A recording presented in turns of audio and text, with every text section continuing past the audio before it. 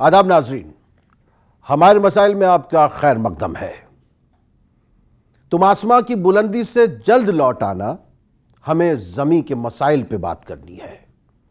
नाज़रीन, आज शुरुआत में मुझे बिल्कुल कुछ नहीं कहना है क्योंकि हमारे दरमियान मीडिया की 4 अजीमुशान हस्तियां मौजूद हैं।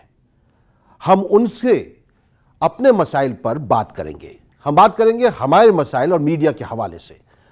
तो कुछ तमहीद की जरूरत नहीं है, मैं सीधे आपका उनसे तारुफ करा रहा हूं। हमारे दरमियान मौजूद है CNN न्यूज़ 18 के एग्जीक्यूटिव एडिटर जनाब भूपेंद्र चौबे साहब। हम इनका खैर मकदम करते हैं। हमारे दरमियान मीडिया की एक बहुत ही बड़ी हस्ती जनाब NK सिंह साहब भी मौजूद हैं। हम उनका भी खैर मकदम करते हैं। हमारे दरमियान मीडिया की एक और बड़ी हस्ती हैं जनाब अजीत अंजुम साहब। आप इनसे सीख सकते हैं, आप इनसे जान सकते हैं कि एक छोटे से प्रोग्राम को, रोजाना को, जो दूरदर्शन पर था, उसको लेकर आप कैसे एक बड़ा चैनल बना सकते हैं, न्यूज़ 24 जैसा। खैर मकदम करते हैं जनाब अजीत अंजुम साहब का। और हमारे ख़ास और हमारे दिल के करीब और आप सब लोगों के भी करीब जनाब अमिताभ अग्निहोत्री साहब भी यहाँ पर मौजूद हैं, जो एग्जीक्यूटिव एडिटर हैं टीवी के। हम इनका भी यहाँ पे तारुफ कराते हैं। हमारे मसाइल क्या है? हम पिछले 2 हफ्तों से इस पर बातचीत कर रहे हैं, लेकिन हमें अब तक ये समझ में नहीं आया कि हमारे मसाइल क्या हैं। लेकिन उस पर भी एक और मसला ये आ गया है कि जब भी हम अपने लोगों में बातचीत करते हैं तो वो कहते हैं कि मीडिया हमारे मसाइल उठाता नहीं है। लेकिन जब भी हम उनसे पूछते हैं कि आपके मसाइल क्या हैं, उनके मसाइल जो हैं लड़खड़ा जाते हैं। भूपेंद्र जी, मैं आपसे ही शुरुआत करना चाहूँगा। आपको क्या लगता है कि जब हम हमारे मसाइल की बात करते हैं, हमारी समस्याओं की बात करते हैं, हमारी प्रॉब्लम्स की बात करते हैं, और जब मैं हमारी लफ्ज़ कहता हूँ, वैसे तो मैं पूरे हिंदुस्तान की बात करता हूँ, लेकिन क्योंकि हमारा ये चैनल ख़ास एक अक़लियत के साथ चलता है, उनके बारे में हम सोचते हैं, तो उनके भी मसाइल क्या आपकी नज़र में हो सकते हैं? बिल्कुल ठीक बात कही आपने। और सबसे पहले तो आपका शुक्रिया अदा करना चाहूँगा कि आज बहुत लंबे समय बाद एक टीवी शो पे हैं जहाँ पे मुस्लिम समुदाय से संबंधित चर्चा हो रही है। कोई भी टोपी वाला, दाढ़ी वाला कोई मौलाना शो में नहीं है। अब क्या है कि मेन स्ट्रीम मीडिया में मुस्लिम समुदाय का एक चित्र रेखांकित कर दिया गया है। वो चित्र ऐसा है कि जो भी व्यक्ति मुस्लिम है वो रिग्रेसिव है, कंजर्वेटिव है, वो ऐसा व्यक्ति होगा जो कि ट्रिपल तलाक पर, 3 तलाक के मुद्दे पर मेन स्ट्रीम मीडिया ऐसे ही व्यक्ति को बुलाएगी जो एक ऐसी बात रखेगा जिसको लेकर एक डिबेट होगा, जिसको लेकर थोड़ा चिल्ला चिल्ली होगी, और जिसको टीवी की ज़बान में हम कहते हैं माहौल होगा। तो आपको बहुत कॉम्प्लीमेंट्स किया आपने, इस तरीके का पैनल आपने किया। क्या हम सोचते हैं मुस्लिम समुदाय के बारे में? सच कहूं तो बिल्कुल नहीं सोचते हैं। जिस प्रकार के हैशटैग्स आज की डेट में मैं मेन स्ट्रीम मीडिया में देख रहा हूँ, टीवी चैनलों पर देख रहा हूँ, सोशल मीडिया पर जिस तरीके की मैं टिप्पणियाँ देख रहा हूँ, और जो सबसे ज़्यादा मुझे जो दुख होता है जिस बात से, वो ये होता है कि जिस प्रकार की भाषा का प्रयोग अब हम मौजूदा राजनीतिक तंत्र द्वारा देख रहे हैं, उसको देखकर मुझे काफ़ी दुख है। मुझे डर भी है कि इस प्रकार का जो पूरा नैरेटिव है वो आखिर हमको लेकर जाएगा कहाँ हमको। ये बहुत बड़ी बात की है सिंह साहब। जब हम पिछली बार बात कर रहे थे, आपने भी इसी नैरेटिव की बात की थी। आपको भी लग रहा था हम किस तरीके से इस सोच को बदल सकते हैं, किस तरह ये जो एक अलग किस्म का माहौल सा क्रिएट किया जा रहा है, और ख़ासतौर से अक़लियतों को लेके, उसको कैसे आपने एक कलेक्टिव कॉन्शियसनेस की भी बात की थी। भूपेंद्र जी की बात को ही हम आगे बढ़ाएंगे। दरअसल मुसलमानों को खुद नहीं मालूम कि उनके मसाइल हैं क्या। उनको अगर थोड़ा तफसील से बता दिया जाए तो कम से कम सिस्टम पे प्रेशर पड़े। अब मैं एक उदाहरण छोटा सा देता हूँ। 26 अगस्त 2015 को 2 अखबारों में, जो हिंदुस्तान के बड़े अखबार है, एक हिंदी का है और एक अंग्रेज़ी का है, उसमें एक खबर छपी। हिंदी वाले की हेडिंग थी, मुसलमानों का शेयर भारत की आबादी में ज़बरदस्त बढ़ा, 14.2 हो गया था, जो कि 0.8% ज़्यादा था। जो सेंसस 1991-2000 के डिकेड का हुआ था, और जो अब की हुआ था 2001 से 11 का। तो बताया गया साहब मुस्लिम आबादी ज़बरदस्त बढ़ी है, 14.2 हो गई है शेयर, और हिंदुस्तान में हिंदू पहली बार 80% से नीचे आ गया है। वही खबर जो अंग्रेज़ी में छपी थी, तो मुसलमानों का ग्रोथ रेट ज़बरदस्त कम हुआ, और दोनों सही हैं। सिर्फ आपको नहीं मालूम है कि मुसलमानों का हुआ क्या है। बहुत तेज़ी से मुसलमान अपनी आबादी परसेंटेज जो ग्रोथ रेट होता है पिछले डिकेड में वो 29.3% थी, जिसको वो घटा के 24% पे ले आया। मतलब 5% से ज्यादा का इजाफा उसमें कम करने में हुआ, जबकि हिंदुओं का सिर्फ 3% हुआ था। तो होना ये चाहिए था, लेकिन ये खबर जब आई हिंदी अखबार में, उसके बाद साहब लव जिहाद और ये लगा मुसलमान अपनी आबादी बढ़ाना चाहिए, जबकि उल्टा था। आज भी मुसलमान की आबादी अगर देखेंगे, जो 24% ग्रोथ रेट है, डिकेडल ग्रोथ रेट कहते हैं, अगर आप इसको देखेंगे तो ठीक ट्राइबल्स के बगल में खड़ा है, क्योंकि दोनों की literacy rate, per capita income दोनों की लगभग बराबर है। कलेक्टिव कॉन्शियसनेस की क्वालिटी, उनकी समझ दोनों की लगभग बराबर है। अजीत जी, क्या लगता है कि क्यों इस तरह का जो है खबरों के जो सिलेक्शन में जो इंतखाब करते हैं, इस तरह की चीज़ रखी जाती है कि एक कौम को एक बिल्कुल गलत नज़रिए से पेश किया जाए? मैं कहूँगा जो भूपेंद्र चौबे ने बात कही, ओपनिंग रिमार्क बहुत अच्छा कहा भूपेंद्र ने। अगर आप इसको पिछले 30-35 साल को देखें, क्योंकि मीडिया में वही होगा जो रिफ्लेक्शन है, और जिस तरह की पॉलिटिक्स है, पॉलिटिकल ट्रैप में मीडिया भी होता है, उसमें एक टीआरपी नाम की चीज़ भी होती है, और जो जिसका जिक्र भूपेंद्र ने किया। लेकिन आप 86 से देखें, जब शाहबानो केस हुआ और राम जन्मभूमि का केस हुआ, और उसके बाद आप सारे मुस्लिम लीडर्स को जरा देखिए। आजम खान, शहाबुद्दीन पढ़े लिखे थे, आईएफएस अफसर थे, सुल्तान सलाउद्दीन ओवैसी जो अभी मौजूदा ओवैसी हैं उनके पिता थे, और पूरी आप फहरिस्त देख लीजिए, वो आजम खां तक आके ख़त्म होता है। अब इन सब लोगों की राजनीति अगर देखें तो ये सब लोग भी मुसलमान को सिर्फ बैकवर्ड रख के, उनका विकास हो ना हो, उनमें जहालत जाए, गुर्बत जाए, इस पर कोई काम नहीं होता है। सिर्फ पोलराइजेशन होता है कि आप कैसे उनको वोट बैंक समझें, कैसे उनको प्रोवोकेटिव पॉलिटिक्स का हिस्सा बनाएं, कैसे उनके भीतर हैट्रेड भर के रखें, इनसिक्योरिटी, ताकि उनका वोट बैंक सुरक्षित रहे। इसका दूसरा पहलू है कि दूसरे ऐसे जो नेता हुए, चाहे वो बिहार में हुए, चाहे यूपी में हुए, चाहे लालू हुए, चाहे मुलायम हुए, उन्होंने भी मुसलमानों को एक वोट बैंक समझा। एक तीसरी चीज है जो फतवा वाली एक जमात है, जो उसका भी जिक्र इन्होंने किया, जो टोपी वाले मौलाना मौलवी में। हम मदरसों की लिस्ट देखते हैं, कितने बच्चे मदरसे में जाते हैं। हम मुसलमानों की अगर आप पढ़ाई का देखें, उनके शैक्षणिक योग्यता देखें, अब सच्चर कमेटी 10 साल 12 साल हो गया, 2005-6 में सच्चर कमेटी पार्लियामेंट में पेश हुई थी, 10 साल। उसके बाद 11 साल में मुसलमानों की जहालत, मुसलमानों की गुर्बत, आर्थिक स्थिति, सबका जिक्र बहुत तफसील से जस्टिस राजेंद्र सच्चर ने किया। यूपीए 2 ने भी उसमें कोई काम नहीं किया। उसके बाद फिर एक रंगनाथ मिश्रा कमेटी बन गई एक ही साल बाद, क्योंकि कोई भी पॉलिटिकल सिस्टम सिर्फ एक असुरक्षा और उसको बना के कहीं ना कहीं वोट बैंक की तरह इस्तेमाल होता है।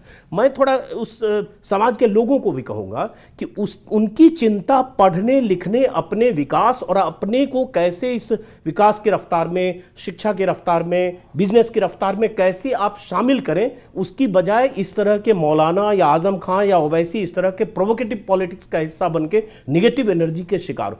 मुझे लगता है एक वो है, और मीडिया में उसका तुरंत रिफ्लेक्शन होता है, क्योंकि 3-4 साल से खासतौर से हम सब देख रहे हैं, हिंदू बनाम मुस्लिम, कोई भी चीज होता है तो हिंदू बनाम मुस्लिम।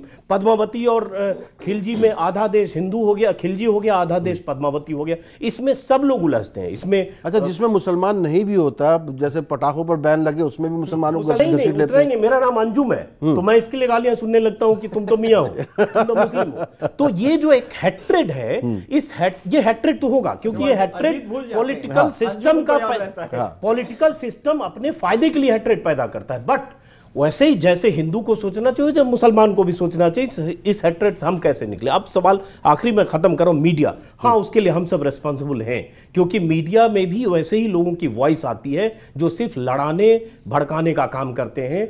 और नेता भी कोई आता है, मैंने नहीं देखा पिछले 5-10 साल से कोई नेता आके मुसलमानों की पढ़ाई लिखाई, आर्थिक स्थिति की बात करे, जस्टिस सच्चर पे बात करे। वो आते ही शुरू होता है बाबरी मस्जिद पर, वो आते ही शुरू होता है RSS पर, वो आते ही शुरू होता है मोदी पर। तो इसका मतलब इस पॉलिटिक्स का शिकार मुस्लिम भी है, जैसे हिंदू में भी होंगे, और मीडिया उसका एक टूल है, जो चीखता चिल्लाता है उसको स्पेस मिलता है, और जो मुस्लिम का जो मुख्य विषय है, जिससे उसका विकास, डेवलपमेंट जुड़ा हुआ है, वो कहीं ना कहीं बैक बर्नर, पर्दे के पीछे। सिर्फ एक लाइन जोड़ दूं इसमें जो अजीत भाई कह रहे हैं, और सभी युवा साथी जो यहाँ पर बैठे हैं, कभी कभी मैं सोचता हूँ कि आजकल टीवी के माहौल में जो सबसे बड़ा डिबेट है वो क्या है। असाउद्दीन ओवैसी बनाम सुब्रमण्यम स्वामी, क्या ओवैसी साहब मुस्लिम समाज के बहुत बड़े नेता हैं? मैं आप ही लोगों से पूछता हूँ, क्या सुब्रमण्यम स्वामी हिंदू समाज के बहुत बड़े नेता हैं? नहीं है। लेकिन फिर ऐसा क्यों है तहसीन भाई, ऐसा क्यों है कि टीवी चैनल हो, और अब मैं देख रहा हूं अखबारों में भी वही प्रवृत्ति हो गई है कि अगर हिंदू बनाम मुस्लिम आपको करना है तो आप ओवैसी बनाम आप स्वामी करिए। और वो दोनों ही एक एक्सट्रीम पोजीशंस के लिए जाने जाते हैं। दोनों ही अपने अपने समाज के कोई बड़ा नेता नहीं है, कोई कद्दावर नेता नहीं है, लेकिन उन्होंने वो लाइन ले रखी है, लाइन ले रखी है। दिलचस्प है कि हर 5-6 बार हमने भी इनसे बात की, इंटरव्यू के पहले और बाद में दोनों गले मिलते हैं। मतलब वहां नूरा कुश्ती है और उसमें तो ये बात नाज़रीन आप तक पहुंचनी चाहिए कि ये आपके कैमरे के सामने कुछ और है और कैमरे के पीछे कुछ और है, वो भी मीडिया को दिखाना चाहिए। अमिताभ जी, मीडिया को लेके मुसलमानों में एक सोच ही हो गई है कि मीडिया हमारे असल मसाइल नहीं दिखाता, और खास तौर से जो टीवी मीडिया है उसको लेकर भी। वैसे तो उन्होंने अखबार का भी एग्जाम्पल दिया सिंह साहब ने, इसको क्या बदलने की जरूरत है, क्या ऐसा वाकई है? पहली चीज़ तो ये कि हमको अपने घर के अंदर व्यवस्था सुधारनी होगी। पहली चीज़, पहली प्राथमिकता। अली मियाँ साहब थे, वहीदुद्दीन खान साहब थे, मुस्लिमों ने उनको नेता नहीं माना, इस देश में नहीं माना ना, योग्य लोग थे, उनको इस्लाम की समझ थी। अभी एक शो में मेरे साथ एक सज्जन पेश किए गए, बोले भाई मुस्लिम धर्मगुरु है, मैंने बैठाओ, शो में कुरान पर कुछ बात हुई, उनको कुछ अलिफ बे पे समझ ही नहीं आ रहा। बाद में उनसे मैंने पूछा भाई क्या करते हो, बोले अल्लाह का फजल है, टूर ऑपरेटर का काम करते हैं, अब आजकल शाम को ये भी कर लेते हैं। तो अली मियाँ और वहीदुद्दीन खान साहब की जो विरासत थी वो तो आप लोगों ने खत्म की। एक टीवी की बात आई जिसको भूपेंद्र जी ने कहा, अजीत भाई ने कहा, हिंदू मुस्लिम पर डिबेट करनी सबसे सरल चीज है, उसमें किसी योग्यता की जरूरत ही नहीं, ज्ञान की जरूरत ही नहीं। शुरू से चिल्लाना है, अंत तक चिल्लाना है, बात खत्म हो जाए, झगड़ा हो जाए तो और अच्छा, अगर गिलास व्लास चल जाए तो समझिए धन्य हुए, शो कामयाब है। शो कामयाब। मुश्किल ही है, आप रोजगार पर बात करेंगे, शिक्षा पर बात करेंगे, उलझे हुए मसलों पर बात करेंगे तो आपको कुछ पढ़ना लिखना पड़ेगा। जो सूत्रधार है उसको भी तो कुछ सलाहियत चाहिए। तो ये मैगी है हिंदू मुस्लिम विषय, 2 मिनट मैगी, रोटी दाल बनाने में तो टाइम लगेगा। मैं एक उदाहरण देता हूं, जाके गूगल सर्च करिएगा, बात गलत निकलेगी तो माफी मांग लूंगा। जिन राज्यों में कभी वो पार्टी पहुंची ही नहीं आज तक, वहां मुसलमान सबसे ज्यादा बुरी स्थिति में है। इसका मतलब कुछ निकल रहा है। एक, अगर आज के युग के अनुरूप नहीं सोचेंगे तो आप पिछड़ जाएंगे। एक और उदाहरण देता हूं कि जो लोग हमदर्दी का दावा करते हैं वो कहां हैं। उत्तर प्रदेश में एक पार्टी जो मुस्लिमों की सब सर्वाधिक पैरोकार पार्टी मानी जाती है, जिसके नेता को बड़ा तमगा हासिल हुआ इसीलिए, मौलाना मुलायम सिंह, उन्होंने उत्तर प्रदेश में एक मुसलमान जब लोकसभा जीत के नहीं पहुंचा तो वो 2 जगह से चुनकर आए थे। मैंने उनसे कहा मैनपुरी से मुसलमान को टिकट दीजिए, एक मुसलमान लोकसभा में पहुंचाइए। उन्होंने अपने भतीजे को टिकट दे दी, फिर भी वो आपके रहबर हैं। ये तो सोचना पड़ेगा, आपको तय करना पड़ेगा। नहीं, ठीक है, बहुत अच्छी बात कही है। सभी लोगों ने तकरीबन एक बात तो ये कही है कि हमें अपने गिरबान में तो जरूर झांक कर देखना होगा कि हम किनके पीछे चल रहे हैं या किनके पीछे चलना चाहते हैं।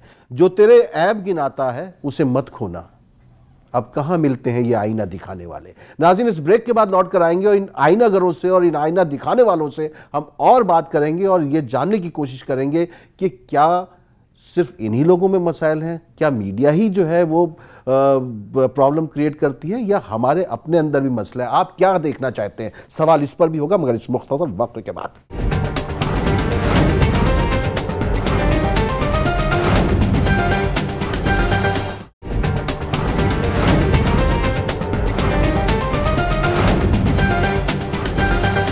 नाज़रीन, हमारे मसाइल में आपका एक बार फिर खैर मकदम है और आज हम बात कर रहे हैं हमारे मसाइल पर मीडिया के हवाले से, और हमारे दरमियान 4 अहम शख्सियात मौजूद हैं। उन्होंने वक्फे पर जाने से पहले जो कुछ बातें बताई हैं उसका लब्बो लुबाब यही है कि हमारे अपने अंदर भी परेशानियां हैं, हमारे अपने अंदर के पैदा करदा मसाइल हैं, हम कहाँ असल मसाइल की तरफ तवज्जो देते हैं। हम गुज़श्ता हफ्ते भी इसी पर बहस कर रहे थे, बातें वही निकल के आती हैं कि लोग जो है दूसरे दीगर मसाइल की तरफ चले जाते हैं, जो हमारे हकीकी मसाइल हैं उनकी तरफ हमारी तवज्जो बिल्कुल नहीं होती है। हमारे दरमियान कुछ सामीन मौजूद हैं, आइए इनसे पूछते हैं कि इनका कुछ कोई सवाल है तो वो ले सकते हैं। क्या नाम है बेटा आपका? साहिरा जी। मेरा सवाल सिंपल है, आपकी बात से ही रिलेटेड है। क्या आप लोग भी टीआरपी के लिए हमें वही सर्व नहीं कर रहे जो हमको खाने की आदत हो चुकी है ऑलरेडी? कोई डिफरेंस ही नहीं है। अगर हम कश्मीर का मसला देखें, वहाँ पे न्यूज़ चैनल्स हमेशा बायस, वहाँ पे जो न्यूज़ होती है वो, और यहाँ पे जो उसी न्यूज़ को तोड़ मरोड़ कर सामने लाया जाता है वो अलग होता है। देखिए, मैं आपका उसका बड़ा स्पष्ट मैं आपको जवाब दूं क्या है कि ये जो सवाल है कि मीडिया क्या दिखाता है और दर्शक क्या देखना चाहता है, इसको लेकर जो एक विरोधाभास है दोनों के बीच में, जो कॉन्ट्रडिक्शन जिसको कहते हैं, ये बहुत लंबे समय से चला आ रहा है। लेकिन अब मैं एक बात को लेकर एकदम कन्विंस्ड हूँ। मैं, ऐसा बहुत बार हुआ है कि हमने बहुत अपना समय लगाकर, पैसा खर्चा करके, रिपोर्टर्स को भेज के हमने कुछ बहुत अच्छी कुछ सीरीज़ की है, प्रोग्रामिंग की है, ग्राउंड रिपोर्टिंग की है। बात आती है क्या हम टीआरपी के हॉस्टेज हैं? हम हैं। क्या हम समाज सेवा में हैं? शायद हैं। लेकिन क्या हम व्यवसाय हैं? मैं मानता हूं हम हैं व्यवसाय। हमें फाइनेंशियली, आर्थिक तौर पर हमें स्टेबल होना जरूरी है। ये जो स्टूडियो में हम सब बैठे हैं, इसका भी खर्चा है, तो इसको भी चलना चाहिए।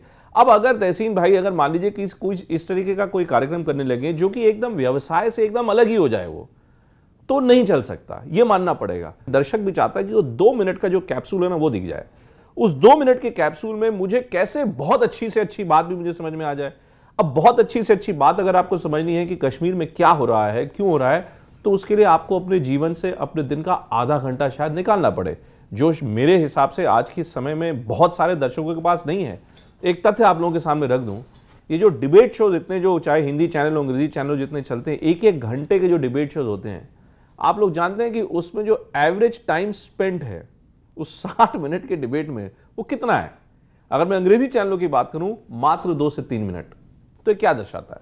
ये यही दर्शाता है कि दर्शक की भी हमसे जो अपेक्षा है दर्शक की, वो अपेक्षा बदल चुकी है। तो कहीं ना कहीं हम भी उस बदली हुई अपेक्षा को सर्व करने के चक्कर में, क्या हम भी अलग अलग चीजों से एक्सपेरिमेंट नहीं करते? हम भी करते हैं। कई बार वो सक्सेसफुल होती है, कई बार वो सक्सेसफुल नहीं होती है। लेकिन ये एकदम वो चिकन और एग वाली सिचुएशन है कि पहले क्या आया, दर्शक हमारे ऊपर प्रेशर डाल रहा है या हम दर्शक के ऊपर प्रेशर डाल रहे हैं? मुझे लगता है कहानी अभी भी वहीं कहीं फंसी है। लेकिन सवाल एक ये भी उभरता है अजीत जी, क्या जब हमने न्यूज़ चैनल्स वगैरह शुरू किए तो हमने जो अपने व्यूवर्स थे, जो नाजरीन थे, जो दर्शक थे, उनका हमने मिजाज बनाने की कोशिश नहीं की? क्या हमने उनको ही फॉलो करना शुरू कर दिया? हम उनका एक मिजाज तो डेवलप कर सकते थे कि वो इस तरह की चीज़ें देखें। उस वक्त जो मौका था वो 10 साल हमने खो दिए। अब हम उसका मिजाज नहीं बदल सकते। मुझे लगता है, देखिए, हर समय दर्शक का मिजाज अलग अलग समय बदला है। ऐसा नहीं है कि एक ही तरह की चीज़ दर्शक देख रहा है। समय समय पर जब कोई चैनल लॉन्च हुआ है, हमने भी न्यूज़ 24 जब लॉन्च किया था, न्यूज़ इज बैक उसका पंच लाइन था, और उसके बाद काफ़ी दिन तक न्यूज़, हार्ड न्यूज़, उसके अलावा कुछ चला नहीं। बट एक दौर आया, तमाम तरह के आपने भटकाव देखे टेलीविज़न चैनल पे। पिछले 3 साल से आप देख रहे हैं हिंदू मुस्लिम हो रहा है हर चीज़ में, जो मैंने पहले भी जैसे आपका जो दूरदर्शन पे रोजाना था, आप बहुत ही मतलब छोटा कैप्सूल होता था, लेकिन वो बहुत देखा जाता था, उसमें आप बहुत खबर दे सकते थे। और प्राइवेट चैनल की दोनों की कहानी अलग है। प्राइवेट चैनल जैसा दुनिया अलग है, रेटिंग अलग है, और इन्वेस्टमेंट और बिजनेस मॉडल अलग है, जो अभी भूपेंद्र ने जिक्र भी किया। तो दूरदर्शन के किसी कंटेंट से हम तुलना न करें। मैं सिर्फ चैनल की अगर बात करूं तो पिछले 3 साल में, इसके पहले भी हर 3 साल 2 साल में चैनल के कंटेंट बदलते हैं। ऐसा नहीं है कि आज जो चल रहा है 2012 में चल रहा था, 12 में जो चल रहा है 5 में चल रहा था। एक समय में पॉलिटिकल डिबेट बीच में 8 साल इस देश में हुआ, जब पॉलिटिकल डिबेट एनडीटीवी को छोड़ के कोई चैनल नहीं करता था। 2004-3 से लेकर और 12 तक, इनफैक्ट 13 ऑनवर्ड्स डिबेट का मौसम शुरू हुआ। तो क्योंकि सोसाइटी में पॉलिटिकल डिबेट देखा जा रहा, हर आदमी का ओपिनियन है, ओपिनियनेटेड आदमी है और ऑडियंस ऐसा है। अब सवाल उठता है, उस ओपिनियनेटेड आदमी को हम क्या दे रहे हैं? बस कहानी वहीं पे, वहां हम क्या दे रहे हैं? हर जगह ये झगड़ा और ये हिंदू और मुसलमान, और हर लड़ाई अंत में घूम के वहीं आ रही है। चाहे आप गुजरात में चुनाव अभी 7 दिन से देखिए, गुजरात में खिलजी बाबर सब आ गया, मतलब जो गुजर गए इस देश में 800 साल पहले, वो गुजरात में चुनाव लड़ रहे हैं। तो अल्टीमेटली हम उस दौर में फंसते हैं, और टेलीविजन भी उसका एक माध्यम होता है। लेकिन मैं कह रहा हूं, ये बहस अभी हम 2017 में भी कर रहे हैं, 27 में भी करेंगे, इसमें कहीं नहीं जाएंगे। तब कोई और चीज आ चुका होगा, हो सकता है सम्राट अशोक पर बहस कर रहे हो। अमिताभ जी, इलेक्शन जो है उसकी वजह से ऐसा होता है, कभी भी कहीं पे भी चुनाव होंगे तो फिर इसी तरह की बहस होगी, या ये एक हमारा मिजाज ही बन गया है? मुझे लगता है कि आप पाठक और दर्शक पर एक तरफा बहुत कुछ थोप नहीं सकते। वो रिएक्ट करना जानता है। और टेलीविजन में तो बहुत आसान है। अखबार में तो तब भी होता, अगर मुझे अखबार बदलना है तो 5-7 दिन मुझे 5 बजे उठ के बाहर खड़ा होना पड़ेगा, तब मैं अखबार के हॉकर को पकड़ पाऊंगा। नहीं, अखबार में भी अब वो कंटेंट नहीं मिल रहा ना। नहीं, मैं दूसरी बात कर रहा हूं। इसलिए आप एक तरफा रोड रोलर नहीं चला सकते, ना अखबार चला सकते हैं, ना टीवी चैनल्स चला सकते हैं। कहीं ना कहीं दर्शकों की रुचि भी उससे मैच करती है, तब वो सिलसिला चलता है लंबे समय तक। और दर्शक मानना नहीं चाहता इस बात को। अब मुश्किल ये वो सारा दोष हम पर थोप देना चाहता है। जैसे मैं एक बात बताऊं, ये जैसा अजीत भाई कह रहे थे बाबर, खिलजी, हुमायूं, अकबर का कौन कौन आ गए, इससे भी आनंद लेने वाले एक बड़ी संख्या है। नहीं, इससे नुकसान हो रहा है, फायदा हो रहा है? नुकसान हो रहा है तहसीन भाई, नुकसान हो रहा है, लेकिन वही बात फिर मैं कहूंगा जो भूपेन जी कह रहे थे, जो बिक रहा है आर्थिक तंत्र में, जो बिके नहीं तो बेकार। फिर हम परमार्थ निकेतन में आश्रम बनवाते। एक चीज ठीक है ना, जी, अगर जी, हम व्यावसायिक चैनल में हैं या अखबार चला रहे हैं बड़े इन्वेस्टमेंट के साथ, तब हमको ये ध्यान रखना होगा कि जो चीज बिक रही है वो भी रहे। अगर उससे देखिए, अगर नेशन का नुकसान हो रहा हो, ये अल्टीमेटली ये सारी चीजें जाके कहीं ना कहीं राष्ट्र को, हमारी कौम को, हमारे नेशन को नुकसान पहुंचाती हैं। ये बात तो माननी पड़ेगी। जिस दिन नेशन देखना बंद कर देगा उस दिन लोग सुधर जाएंगे। तीन हफ्ते की टीआरपी के बाद सब सुधर जाएंगे। तो आप लोग मानते हैं, आप लोग जिम्मेदार हैं इसके लिए? आप लोग मानते हैं, आप लोग जिम्मेदार हैं? आप लोग यही सब चीजें देखना चाहते हैं? फिर वो कौन लोग हैं? वो लोग क्या एलियंस है? वो एलियंस है जो हमको बताते हैं कि इतने व्यूवर आए सुब्रमण्यम स्वामी को सुनने के लिए। हिपोक्रेसी है ये।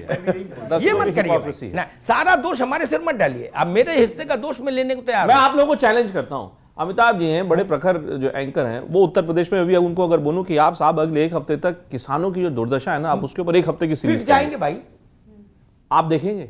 मैं शर्त लगाता हूं आप लोगों लेकिन अमिताभ, लेकिन भूपेन जी, आप हमसे पूछेंगे, लेकिन भूपेन जी, अमिताभ जी को मैंने देखा है, आज की जो डिबेट है, जो पूरा सब जगह जो नैरेटिव चल रहा होता है, ये बिल्कुल उससे अलग जाके भी डिबेट करते हैं और देखी जाती है। ये बात तो मानेंगे आप? करते, लेकिन उसमें बहुत बड़ा जोखिम बार बार लेना होता है। अब बार बार हार्ट अटैक से मैं बच जाऊं इतना नहीं ना, किसी दिन भी हार्ट अटैक आ जाएगा।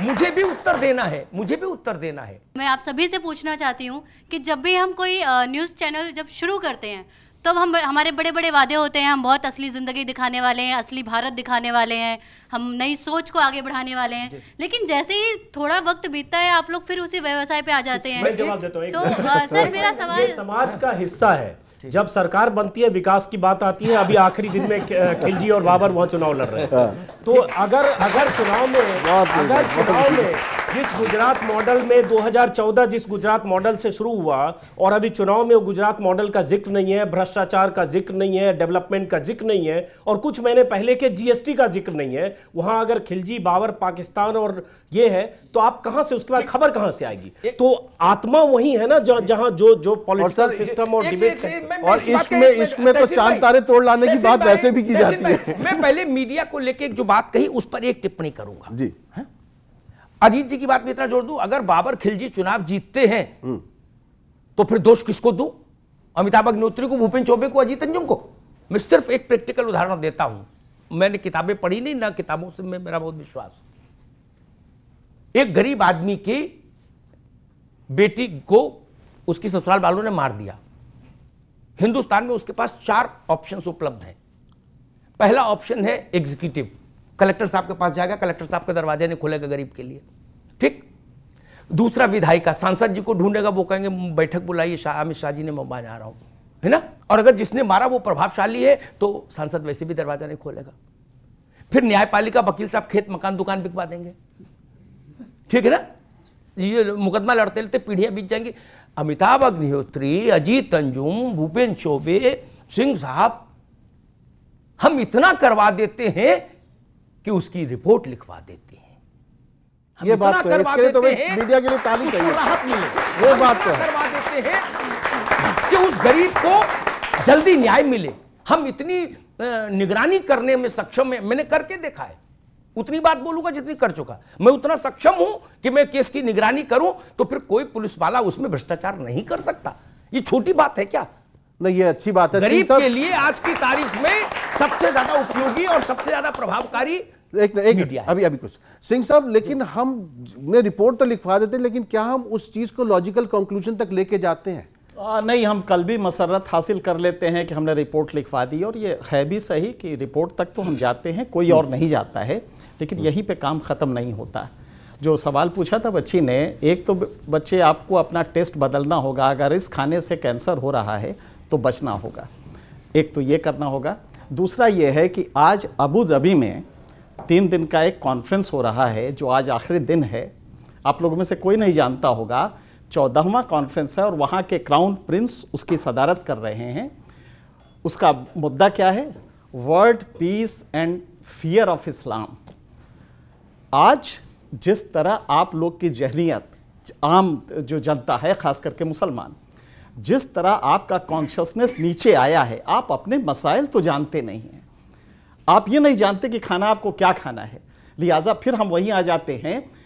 अमिताभ बच्चन एक कौन बनेगा करोड़पति प्रोग्राम करता है इंटरटेनमेंट सेगमेंट में, और इंटेलेक्चुअल प्रोग्राम है वो, और सबसे ज़्यादा टीआरपी आती है। तो लोग देखना जानते हैं अच्छी चीज़ें। तो हम अगर रिपोर्ट सिर्फ लिखवाते हैं, जज तक जाएं, जुडिशरी तक जाएं कि ये हालत है जुडिशरी की, और करते हैं कुछ हद तक हम लोग। लेकिन आज जो दिक्कत है, आप खुद अपने प्रॉब्लम नहीं समझते हैं। वेस्ट बंगाल जहाँ की कम्युनिस्ट शासन जमाने भर रहा है और इस समय किसी और का शासन है, आप ताज्जुब करेंगे कि मुस्लिम इलाकों में कम से कम अस्पताल खुले हैं पिछले 20 सालों में। सबसे कम अस्पताल पॉपुलेशन के हिसाब से वहां खुले हैं, सबसे कम। यही हालत केरला की है, यही हालत यूपी की है। जहां मुस्लिम आबादी है वहां पे अस्पताल नहीं है, जहां पे मुस्लिम आबादी है वहां पे स्कूल्स नहीं है। कभी आपने इसको लेके किया? कभी कोई प्रेशर डाला? डालते तो हम दिखाते ना कैमरा, तब ले जाते। आपको भी वही अच्छा लगता है कि एक दाढ़ी वाला बैठ जाए, एक टीका वाला बैठ जाए और लड़े, और तब आपका इस्लाम खतरे में है। और मुझे भी डर लग, बिल्कुल सही बात है। और नाज़रीन, अगर आप ये वाला हमारे मसाइल देखेंगे तो यकीन मानिए कि आगे हम इस तरह के लोगों को नहीं लाएंगे। लेकिन अगर आपने उसी तरह के लोग आपको पसंद है तो फिर देखिए, हम एक नई सोच के साथ हमारे मसाइल आपके सामने लेकर आए। अगर आप इस हमारे मसाइल को देखेंगे तो आगे भी यकीनी तौर पर आपके असली मसाइल जो है ऊपर आएंगे। यहाँ वक्त एक मुख्तसर वक्फे के बाद लौट कर आएंगे तो इसी गुफ्तगू को जारी रखेंगे। अच्छे ईसा हो, मरीजों का ख्याल अच्छा है, हम मरे जाते हैं, कहते हो कि हाल अच्छा है। इस वक्फे के बाद लौट कर आते हैं।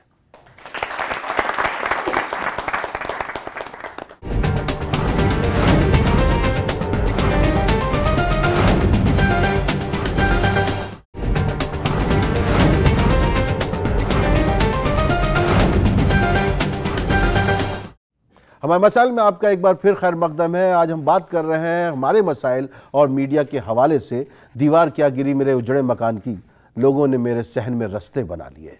भूपेंद्र जी, अक्सर मीडिया वाले इस तरह के सवाल और हमारे ऐसे बड़े बड़े लीडरों से भी पूछ लेते हैं कि क्या आप इंडियन हैं, क्या आप मुल्क से मोहब्बत करते हैं। इस तरह की गुंजाइश मौजूद है क्या? क्या ये इस तरह के सवाल होने चाहिए, या उस पर जो जवाब होते हैं वो जवाब सही था? क्या इस प्रकार के सवाल होने चाहिए? मेरे मुताबिक नहीं होने चाहिए।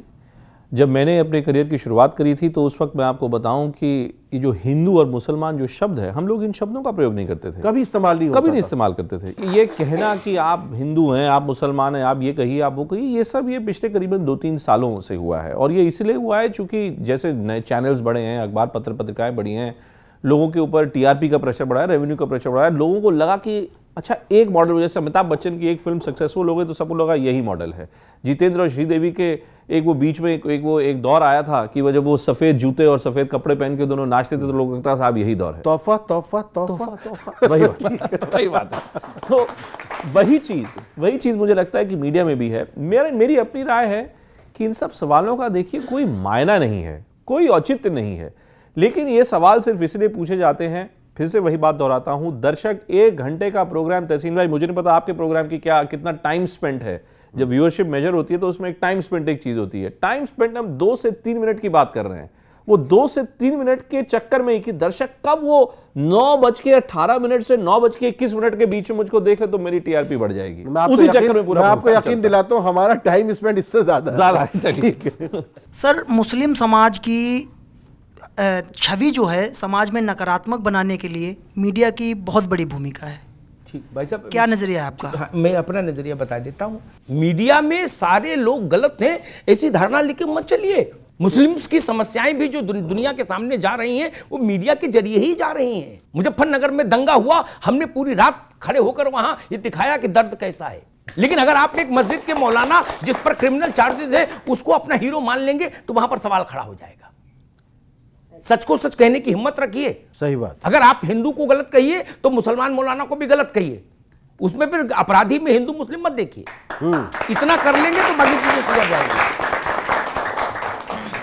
जो हमारी मीडिया है वो कहीं ना कहीं ये गलत कर रही है। जो एक्चुअल नेशनलिज्म है उसको बढ़ावा न देकर एक कॉन्स्पिरेटेड जो नेशनलिज्म है या फोर्सफुली नेशनलिज्म है उसको बढ़ावा दे रही है, चाहे वो सुप्रीम कोर्ट के नेशनल एंथम पर हो या मद्रास हाई कोर्ट के वंदे मातरम पर हो। पत्रकारों का काम और किसी जर्नलिस्ट का काम, एंकर का काम नेशनलिज्म का न तो सर्टिफिकेट बांटना है, न नेशनलिज्म के बांटने की पंचायत लगाना है, न नेशनलिस्ट कौन है और एंटी नेशनल कौन है इस पचड़े में पड़ना है। ये फैसला करने के लिए अदालत है और उसके लिए कानूनी प्रक्रिया है।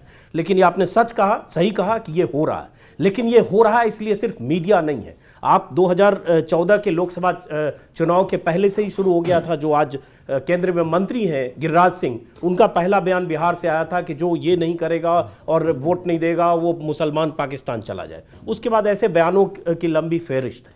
तो इस देश में एक फॉल्स नेशनलिज्म का माहौल बना है। उस माहौल में हम सब शिकार हैं। और जैसा कि भूपेंद्र जी इन्होंने कहा, मीडिया में भी लोग हैं, क्योंकि दोनों तरफ से पंचायत सजती है शाम को और उसी से रेटिंग मिलती है। शफीकुर रहमान वर्क साहब एमपी थे।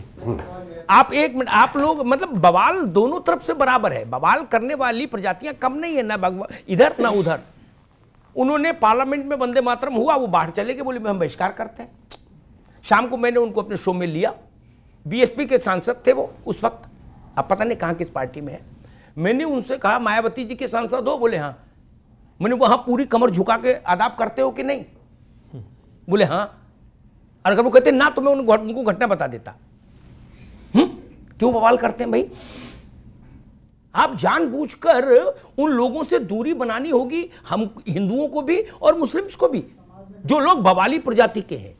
नहीं, लेकिन अमिताभ जी उसका दूसरा पहलू भी है कि किसी भी नगर निगम में, चाहे जयपुर हो, चाहे इलाहाबाद हो, चाहे मेरठ हो, हर जगह वंदे मातरम पे लाठी डंडे पे चलवा के वो लिटमस टेस्ट क्यों करना चाहते हैं? वंदे मातरम का इतिहास अगर आप देखेंगे तो आजादी के पहले 1937 में भी सुभाष चंद्र बोस और नेहरू और तमाम नेताओं ने वंदे मातरम को लेकर कमेटी बनाई और उस समय असहमतियां थी। बल्कि 18वीं सदी के अंत में असहमतियां थी जब बंकिम चंद्र चटर्जी ने उसका जिक्र किया 1885 में। तो जो लड़ाई 1885 से लेकर 1947 तक नहीं सुलझी, 47 और 15 साल उधर जोड़ लीजिए, और जिसकी वजह से वो विवाद चलता रहा, उस लड़ाई को आप क्यों चुनावी मौसम में हर समय लाते हैं? मैंने पार्लियामेंट की बात उस समय की बात लेके आ रहे हैं। चुनाव की मौसम में तो चलो जो कह रहे कह ही रहे हैं। मैं तहसीन भाई आपके युवा मित्रों को एक बात मैं कहना चाहता हूं जो कि शायद आप में से काफी लोगों को पसंद आए, लेकिन मैं फिर भी कहना चाहता हूं। मैं अभी हाल ही में एक फिल्म बनी है, वो गोवा में एक फिल्म फेस्टिवल होता है IFFI करके, international film festival of India.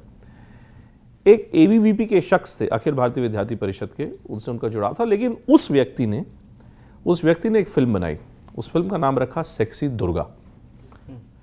उस फिल्म का चूंकि नाम था सेक्सी दुर्गा, किसी ने कोई फिल्म नहीं देखी थी, किसी को नहीं पता था कि वो फिल्म क्या है। मैं उस व्यक्ति को जानता हूं, मैंने उसकी फिल्म को भी मैंने देखा हुआ है पहले, चूंकि उन्होंने मुझको फिल्म भेजी थी मेरे व्यूज जानने के लिए। मैं बड़ा हतप्रभ हुआ कि हमारी ही जमात के एक एंकर साहब ने कहा कि अच्छा साहब, अगर आपने सेक्सी दुर्गा अगर आपने कहा है तो फिर तो मैं सेक्सी फातिमा और सेक्सी माना, और उन्होंने अजीब अलग अलग चीज़ें उन्होंने कही। और उन्होंने अपने चैनल पे, देश का बड़ा नामी गिरामी चैनल है, उन्होंने उसके ऊपर प्रोग्राम भी कर डाला। अब उसके बाद क्या हुआ? प्रोग्राम कर दिया, ठीक है, हमने बहुत सी घटनाएं देखी हैं। जो उसके बाद हुआ, मेरी दिक्कत उस चीज़ से, और ये मेरा आप सब लोगों से प्रश्न है, आप सब लोग जो मीडिया से यहाँ पे प्रश्न पूछ रहे हैं, मैं भी आपसे प्रश्न पूछ रहा हूँ। उसके बाद हुआ ये कि बहुत बड़ी तादाद में बड़े यंग लोग, बड़े यंग मुसलमान कॉन्स्टिट्यूशन क्लब पे नोएडा फिल्म सिटी में मशाल लेके चल पड़े और पोस्टर लेके चल पड़े कि साहब ये हमारे धर्म का अपमान है। मैंने, जो कुछ लोग उस पूरे प्रोटेस्ट मार्च में थे, मैंने उनसे कहा, मैंने कहा भाई आप लोगों को क्या दिक्कत है? अगर उसने बोल दिया, आपको अगर अपनी आवाज उठानी है, आप जैसी बात हो रही है यहाँ पे, आप सकारात्मक चीजों को लेकर बात उठाइए, जो जिन चीजों का वाकई आपके जीवन के ऊपर असर है। तो सच्चाई यह है कि कहीं ना कहीं जो आप बात कर रहे हैं कि राष्ट्रवाद, सांप्रदायिक ताकतें, आप लोग भी तो इसकी गिरफ्त में हैं। नहीं, लेकिन आप लोग क्यों फिर बाहर निकल के आप इन चीजों के ऊपर आप प्रदर्शन करते, धरना करते हैं? लेकिन सिंह साहब, कुछ लोग हमारे मीडिया में ऐसे नहीं, अब जैसे इन्होंने जिनकी की मिसाल दी है कि इस तरह की बातों को अब उसके साथ बाकी जो दूसरों के लिए मुकद्दस हस्तियां हैं उनको जोड़ने का क्या ताल्लुक बनता था? नेशनलिज्म अपने आप में ही फॉल्स कॉन्शियसनेस है, लेकिन बड़ा पावरफुल कॉन्शियसनेस है। ये क्रिएटेड कॉन्शियसनेस है और यूरोपियन कंसेप्ट से आया था, बाद में इसको इनलार्ज किया संघ वगैरह ने। वंदे मातरम को लीजिए आप, वंदे मातरम की जगह अगर आप हिंदुस्तान जिंदाबाद कहते हैं तो उसको गवारा नहीं है। आपको वंदे मातरम कहना होगा, माने संस्कृत भाषा भी आपकी, सजदा का तरीका भी आपका। आप ऐसे हाथ झोंक के कहे, और किसको कहे? एक भारत माता की तस्वीर होगी जो कि इस्लाम में तस्वीर वर्जित है, लेकिन आप फोर्स करेंगे कि अक्स हमारा, इबादत का तरीका हमारा, लफ्ज भी हमारे, और तुम करोगे नहीं तो तुम पाकिस्तान चले जाओ। ये क्यों हो रहा है? मसाइल ये है, आपका जो सबसे बड़ा खतरा है कि पहली बार मेजॉरिटी असर्शन एक एग्रेसिव पोस्चर लेके आया है। इसके पहले था वो ऐसा नहीं था, लेकिन आज जो हो रहा है ये आपके मसाइल, सबसे बड़ा जो खतरा है ये है कि लुम्पेनाइजेशन पूरे सोसाइटी का एक थॉट को लेके हो रहा है। और हम वंदे मातरम या किसी पहलू खां को मार देते हैं, गाय के नाम पे किसी अखलाक को मार देते हैं। तो जो प्रॉब्लम है वो ये है कि मीडिया करे क्या?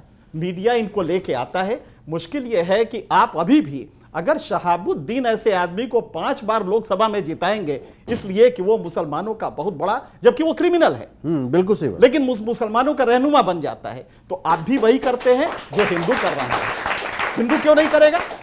अगर आप ये करते हैं, शहाबुद्दीन को जिताते हैं या किसी लालू को इसलिए जिताते हैं कि false consciousness, sense of empowerment का ले आता है।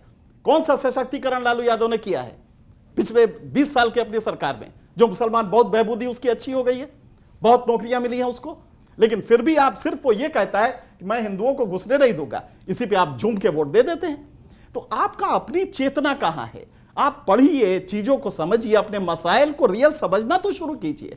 अभी तो आप यही नहीं समझ रहे हैं। एक दाढ़ी वाला आ जाएगा, बल्ले बल्ले हो जाएगी कि साहब आ गया, अपना वाला आ गया। किस तरह की जहनीत है आपकी? एक फ्रेज है अंग्रेजी में, nationalism and patriotism is last refuse of the scoundrel. अब सवाल ये है कि हम सब लोग स्काउंड्रल्स बन रहे हैं क्या? जो हम लोग ये राष्ट्रवाद को लेकर इतना पगलाए जा रहे हैं, घूमे जा रहे हैं। हमारे पास रोजगार है, हमारे पास शिक्षा है, नहीं है, हम इस पर बात नहीं करना चाहते।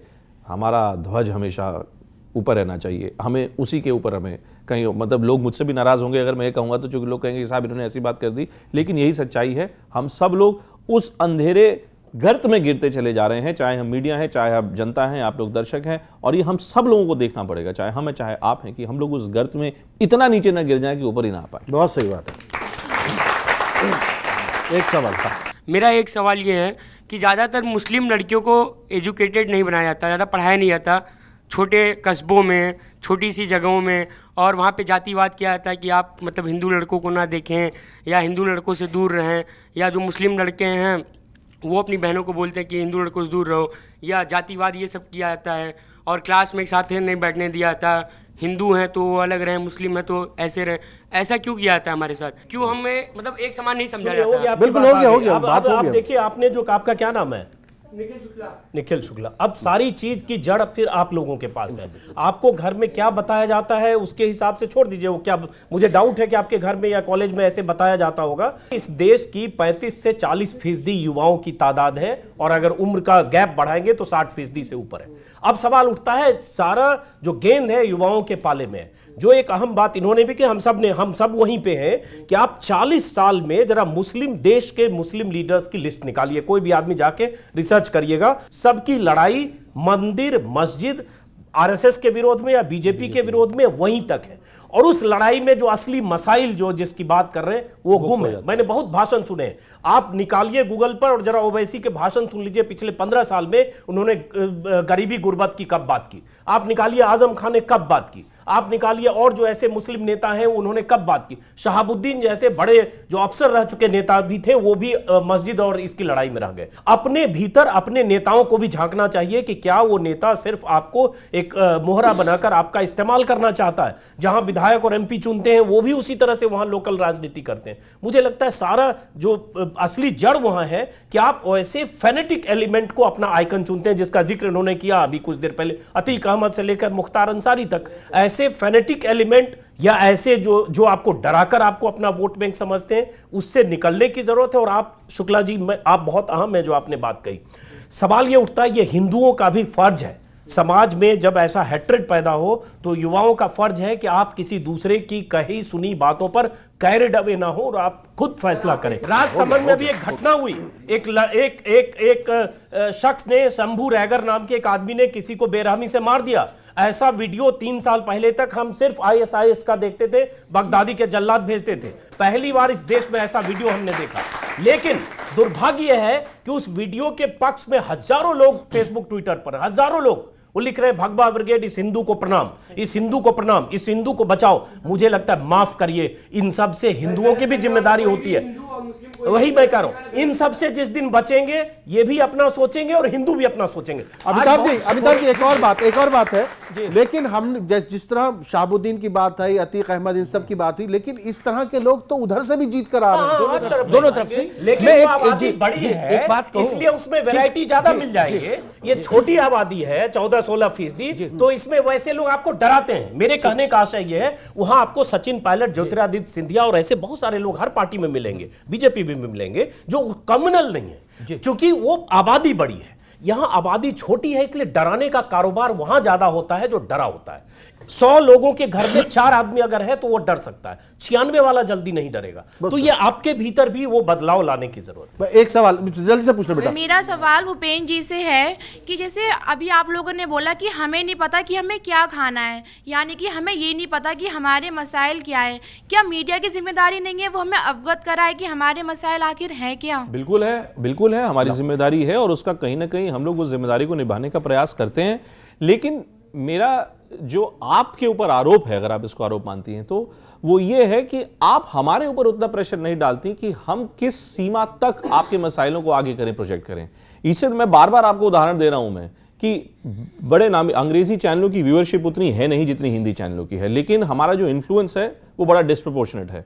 अब चक्कर क्या है, मैं देख रहा हूं कि ये चीजें तो पहले हिंदी चैनलों पर भी नहीं होती थी, जो अंग्रेजी चैनलों के एक वर्ग ने शुरू की। अब मैं देख रहा हूं वैसी ही कहानियां धीरे धीरे हर चैनल में कोई ना कोई, 1 या 2 बड़े चैनल में 1 या 2 एंकर्स ऐसे हो गए हैं जिनका काम ही है सिर्फ और सिर्फ धर्म के ऊपर प्रवचन देना कि कौन बड़ा हिंदू है, कौन बड़ा भारतीय है। और मुझे भी बहुत लोग कहते हैं कि साहब मैं आपको बताऊं, मैं बनारस से हूं, मेरा नाम भूपेंद्र चौबे, मैं बनारस से हूं, तो मेरे बारे में एक लोगों की धारणा है कि मैं कोई बहुत बड़ा हिंदू हूं। अब मुझको एक बार हमारे प्रोड्यूसर ने कहा कि साहब आप एक काम करिए, आप ना वो मौली बांध के आइए और आप बोलिए देखो मैं हूं हिंदू और बात करूं। ये क्या सर्कस है क्या कोई? तो मतलब अगर मैं रुद्राक्ष माला पहनूं या मैं अगर मौली बांधूं तो क्या मैं कोई एक बड़ा हिंदू बन गया हूं? क्या हम जानते भी हैं कि एक असली हिंदू है कौन? असली हिंदू वो नहीं है जो कि कहता है कि आपने सेक्सी दुर्गा क्यों बोला या आपने फलाना क्यों बोला। असली हिंदू वो है जो सभी धर्मों के व्यक्तियों को, सभी धर्मों के लोगों को अपने साथ लेके चलने की क्षमता रखता है। और वो है कहां? मैं तो चलिए नाज़रीन, बहुत अच्छी बात यहाँ निकल कर आई है। चलो यूं ही सही, हम बेवफा हैं, मगर ये तो बताएं आप क्या हैं। मामला यही है कि आप मीडिया को तो कोस देते हैं, लेकिन आपको अपने गिरेबान में भी झांकना है। यहाँ पर वक्फा ले रहे हैं, वक्फे के बाद जो है हम देखेंगे इस बातचीत का क्या नतीजा निकला है, मगर इस मुख्तसर वक्फे के बाद।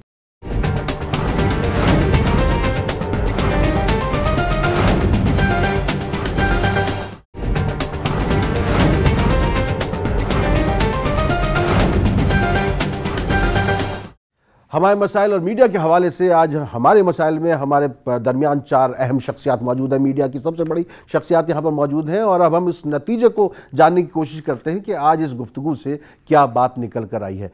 सिंह साहब, मीडिया की कहीं ना कहीं गलती है तो उन लोगों की भी गलती है जो देखने वाले हैं, जो दर्शक हैं, जो नाजरीन हैं, वो भी यही सब कुछ देखना चाहते हैं। ये बात निकल कर आई है, लेकिन क्या मीडिया को अपने अंदर गौर करके कुछ तब्दीलियां नहीं लानी चाहिए? बहुत बड़ी तब्दीली लानी चाहिए। सबसे बड़ी बात है कि जो रियल मसाइल है मीडिया को उसकी समझ भी बहुत कम होती है। अगर आप पूरे मीडिया में जाके आज पूछते हैं ग्लोबल हंगर इंडेक्स में इंडिया कहाँ है और ये हंगर इंडेक्स बनता कैसे है, तो मीडिया के बहुत लोगों को नहीं, तो लिहाजा मुसलमान का हंगर हो चाहे हिंदू का हंगर उसे मालूम ही नहीं है, तो ये मेन मुद्दा नहीं बनता। इसको पढ़ने की ज़रूरत है, इसमें कोई दो राय नहीं है। लेकिन ये जो मसाइल जब आप कहते हैं तो ये मेरे ख्याल से एक अक़लियत उसके लिए है। जब आप ये मसाइल कहते हैं तो उनको खुद भी तो ये समझना पड़ेगा कि कभी आपने डिमांड की है कि सड़क हमारे यहाँ नहीं है, हमारे यहाँ एजुकेशन नहीं है, अगर आपने ये डिमांड की होती तो पॉलिटिकल क्लास जो है उससे मुतासिर होता और फिर उस तरह का पॉलिटिकल क्लास इमर्ज करता है।